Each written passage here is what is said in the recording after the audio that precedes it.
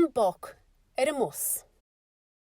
Ní me lá y mus leis moc seo go moch. Is mi cileidir se ó cábhail tú gail. Tá me gail machad mise, mach mám, mar tá muca amsa atá sin mán. Tá muca le díalam, muca tá mór, bagúna tá millis, is mór mo stór. Ach, cábhail na muca agus cábhail mám.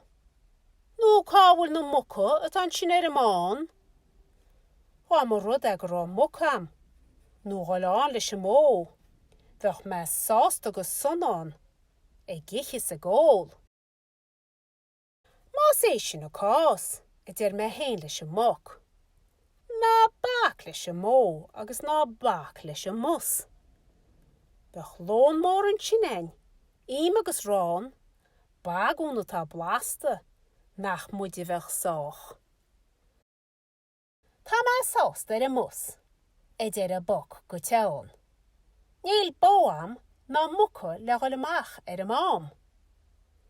Tá me an seo mus seo, agus me sásta an, agus gan bóam ná muca, níl me gail an.